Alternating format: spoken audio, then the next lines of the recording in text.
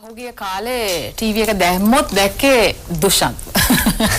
එක්ක වාසනාලුවක් කියනවා එහෙම නැත්නම් ඩාන්සින් ස්ටාර් එකේ ෆුල් බූට් එක වැඩි ඉන්න ෂොට් එක. උගක් අය කියනවා දුෂ්ට එච්චර හොඳට ඒ බූට් කාපු මූඩ් එකට එන්න පුළුවන් වෙන්නේ එහෙමම අත්දැකීම් ඇතිලු නැත්නම් සාමාන්‍යයෙන් ওই වගේ මූඩ් එකට එන්න හරි අමාරුයි සහ ඒ ඉන්න විදිය හරි රිලැක්ස් මේ කියන්නේ එහෙම තමයි ඉන්නේ ලු. මූඩ් කාවේ කියලා. ඒක නම් රංගපෑම කියලා කියන්නේ ඇත්තටම අත්දැකීම් ඇසුරෙන් කියලා කට්ටිය කියනවා. බලපු කට්ටිය ගොඩක් කියනවා. බලපු කට්ටිය ගොඩක් හොඳට දන්නවා මම කියන්නේ. ඒක තමයි. මොකද ඔයා හිතන්නේ ඒක ගැන? මාත් එහෙම හිතනවා. වෙන්නේ නැති. හරි. දැන් සාමාන්‍යයෙන් ඒ වගේ මූවි එකක් කරලා සෑහෙන ප්‍රතිචාර ලැබලා ඊට පස්සේ ඊළඟ ස්ටෙප් එක තියෙනකොට ආටිස්ට් කෙනෙක් ගොඩක් සැලකිලිමත් වෙන්න ඕනේ. ඔයා දැන් මොන වගේද හිතන්නේ මූවි ඉන්ඩස්ට්‍රි එකේ වගේම ඔයාගේ ෆියුචර් එක මූවි වල? අද මූවීස් කරන එක ඇත්තටම මටම හොඳ කන්ට්‍රෝල් එකක් නැහැ නේ මොකද ස්ක්‍රිප්ට් එක ලියන මම නෙමෙයි ඩිරෙක්ට් කරන මම නෙමෙයි ප්‍රොඩියුස් කරන මම නෙමෙයි මේ සින්දුවක් වුණාම නම් ඒක අනෙක් පැත්ත මම දන්නවා මම මේ සින්දුව මම මෙහෙම කියනවා මෙහෙම කරනවා මෙහෙම ලියනවා කියලා. ඉතින් කවුරුහරි හොඳ නිර්මාණයකට කතා කරොත් ඉතින් සහභාගී වෙනවා. එහෙම නැත්නම් මම තාම එච්චර කියන්නේ මම හරි ආසයි කරන්න නම් ගොඩාරියක් සිහිනමවනවා. ඒ වුණාට මේ කරන්න කවර ආරාධනාවක් කෙනෙක් ගන්න එක තමයි බලන්නේ. දුෂන්ත ගර්ල්ෆ්‍රෙන්ඩ් කෙනෙක් ඉන්නවද කියලා ඒක ඉතින් යාගෙම අහන්න ඕනේ. මම දැන් මවනවා දැන් මොන වගේ කෙනෙක්ද? විසද කලද කොටද මිටිද? ඔව් දැන් එහෙම වෙන්න බෑ. මොකද දැන් ඔයා අපි දන්නවනේ දැන් අපි වෙන්න බැරි. එහෙම වෙන්න බැරි. ඔව් ඇත්තටම. ඇයි එහෙම වෙන්න බැරි? ඒ කියන්නේ ඔයා මේ රෙස්පොන්සිබිලිටි එකක් ගන්න එහෙම නැත්නම් පොපුලාරිටි එක අඩු වෙයි කියලා බයද? ඇයි එහෙම කියන්නේ නැත්තේ? අනේ නෑ මං හිතන්නේ මට මගේ ප්‍රේක්ෂකයෝ මට ආදරය කරන්නේ මට මේ ගර්ල්ෆ්‍රෙන්ඩ් කෙනෙක් ඉන්න හින්දාවක්වත් නැති හින්දාවක්වත් නෙමෙයි වාසනාලුවක් කියන සින්දුව ලස්සනට කියලා තියෙනවා නම් ඒක නෝ කිසිම විදිහකින් බිලීව් කරන්නේ නැහැ ආටිස්ට් කෙනෙක් තරුණ ආටිස්ට් කෙනෙකුට විවාහයක් වුණා එහෙම නැත්නම් ගර්ල්ෆ්‍රෙන්ඩ් කෙනෙක් හිටියා කියලා ඒක පොපුලාරිටි එකට බලපානවා කියලා අපෝ සෑහෙන බලපානවා හරි ඇත්තම කියනවා නම් ඒක බලපානවා හැබැයි එහෙම කිසිම හේතුවක් නැහැ මගේ ගර්ල්ෆ්‍රෙන්ඩ් කෙනෙක් නැහැ කියලා කියන්නේ නැහැ මං හරි අවාසනාවන්ත මේ අවස්ථාවේදී ඒකල බලලත් නැහැ අන්න එතන තමයි අප්සෙට් මම පොඩ්ඩක් බෑක්වර්ඩ් ඒ පැත්තට යනකොට පොඩ්ඩක් ඒ කියන්නේ බයයිද? ඔව්. හර්ට් වෙන්න බයයි. නෑ එහෙම නෙමෙයි මම මගේ අප්‍රෝච් එකේ පිළි දුර්වලතාවයක් තියෙනවා. අපි ක්ලාස් එකක් දාමු.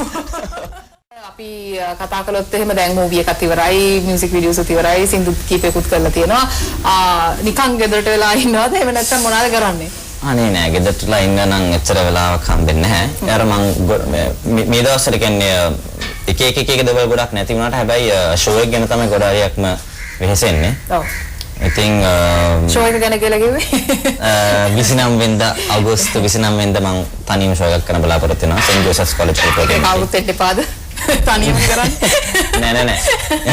දුෂ්යන්ත් live in concert. හරි. දැන් ඔය දුෂ්යන්ත් live in concert හරි common නමක්. අපි සාමාන්‍යයෙන් දකින්නේ in concert එකට ඉස්සරහට බෑන්ඩ් එකේ හරි ආටිස්ට් එකේ හරි නම දානවා දුෂ්යන්ත් වෙනස් දෙයක් කරන කෙනෙක්යි ෂෝ එකේ නම මේ විදිහට යන්නේ. නෑ ෂෝ එකේ නම ඇත්තටම මම ඩිසයිඩ් කළා නැහැ. හැබැයි මම ඒකට කරන්න ඕන මොනවද කියලා මම දන්නවා. මගේ සින්දු 10ක් 12ක් විතර මම එදාට perform කරනවා.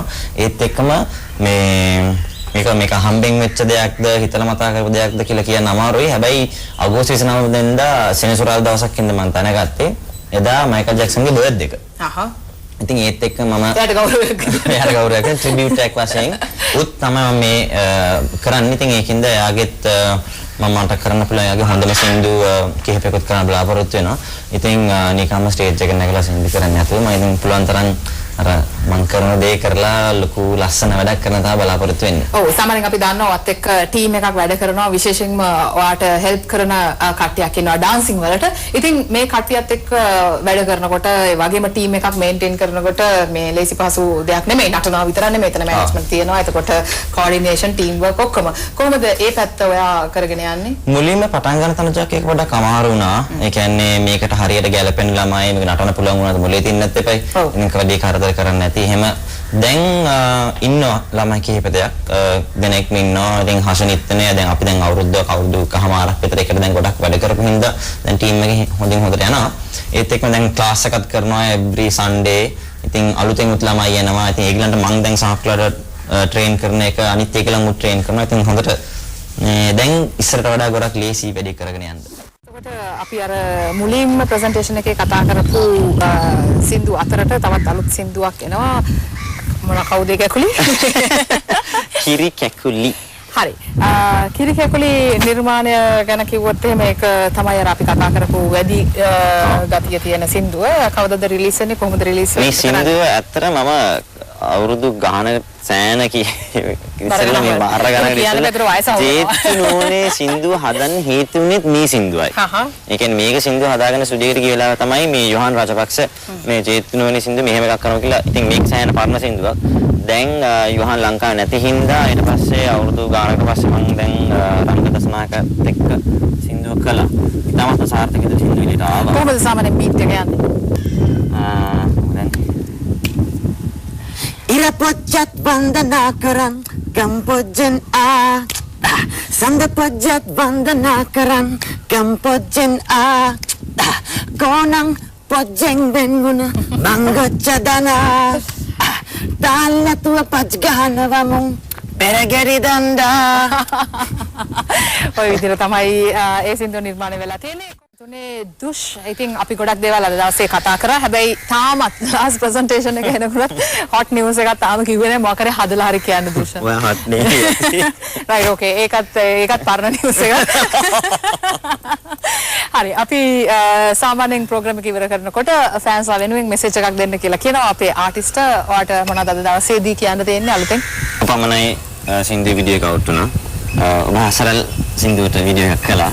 කිරි කැකුලියක් කරනවා. ඒත් එක මේ දවස්වල ක්ලාස් එකට ගොඩක් ළමයි එක්කව කරගන්නවා ෂෝ එකට ලෑස්ති වෙනවා. ඉතින් ඒ ටික තමයි බලාගෙන ඉන්න හොඳ වැඩ ටිකක් කරන්න බලාපොරොත්තු වෙනවා. ඔව් සාමාන්‍යයෙන් දුෂ් ප්‍රෝග්‍රෑම් එකට ඇවිල්ලා පොඩි ඩාන්සින් ස්ටෙප් එකක්වත් කරන්න නැතුව ගියොත් මේක ලොකු අඩුවක්. මේ තාරපාරේ නටන්න බෑ තමයි. මට එක කැලක් කියලා දෙන්නකෝ.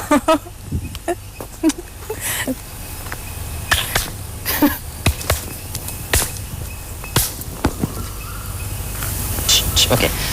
1, 2, 3, 4, 5, 6, 7, 8. thank you. එක ස්ටෙප් එකක් අද දවසේ. හරි දුෂ් thank you very much අද දවසේ අපේ ප්‍රෝග්‍රෑම් එකට ආවට. Thank you මට කතා කරා. හරි එහෙනම් ඉතින් අපි දෙන්න යනවා. bye. Bye.